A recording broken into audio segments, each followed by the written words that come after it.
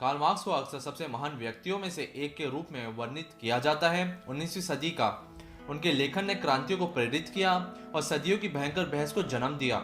मई 1818 में पर्शिया में उनका जन्म हुआ, जो आज जर्मनी है। मार्क्स का मानना था कि उस समय की कैपिटलिज्म जो अपने प्रारंभिक अवस्था में थी, उसमें गंभीर खामियां थीं। मार्क्स ने दावा किया कि लाभ की खोज में कैपिटलिज्म अपनी विचारधारा को प्रोत्साहित करेंगे कि काम अच्छा है, अवकाश बुरा है और भौतिक चीजें हमें खुश करेंगी। बड़े पैमाने पर उत्पादन करना और श्रमिकों को नौकरी से संतुष्ट करना, साथ ही मजदूर वर्ग का शोषण करना। वे कम्युनिस्ट लीग में शामिल हो गए, बुद्धिजीवों का एक छोटा समूह जो वर्ग व्यवस्था को खत्म करना चाहता था और समान रूप से धन का प्रसार करना चाहता था। 1847 में मार्क्स ने द कम्युनिस्ट मैनिफेस्टो लिखा, अपने लाभार्थी फ्रेडरिक एंजल्स के साथ एक ऐसे समाज की मार्क्सिज्म दृष्टि को सामने रखा जहां धन समान रूप से वितरित किया जाता है, संपत्ति सार्वजनिक रूप से उपलब्ध हो और शिक्षा सभी के लिए मुफ्त हो। लेकिन मार्क्स उस समय बहुत कम जाने पहचाने जाते थे और उनके बारे में कम पढ़ा गया था।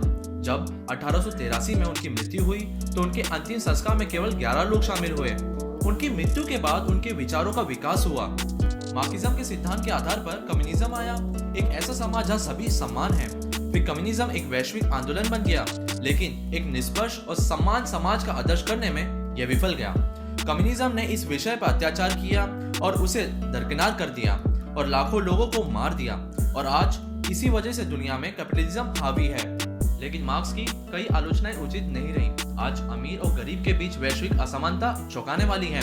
मार्क्स ने भविष्यवाणी की थी कि कैपिटलिज्म अमीर इंसान को अमीर बनाएगा और गरीब को गरीब रहने देगा। वैसे ही थे, उन्होंने ये भी भविष्यवाणी की थी कि कैपिटलिज्म अर्थव्यवस्था में तेजी और उछाल लाएगा। मार्क्स ने भविष्यवाणी ये की थी कि कैपिटलिज्म ग्लोबलाइजेशन की ओर ले जाएगा और मुट्ठी भर फर्मों का बाजार में भारी प्रभुत्व होगा।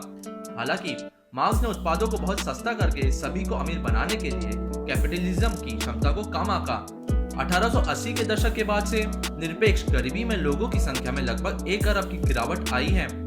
हालांकि मार्क्स से बहुत कुछ सीख सकते हैं, लेकिन उनका समाधान बीमारी से भी बदतर था। इसी समय यह नहीं कहा जा सकता है कि आज का कैपिटलिज्म बाहरी असमानता का प्रभुत्व है और वित्तीय संकट इसमें नहीं आते हैं।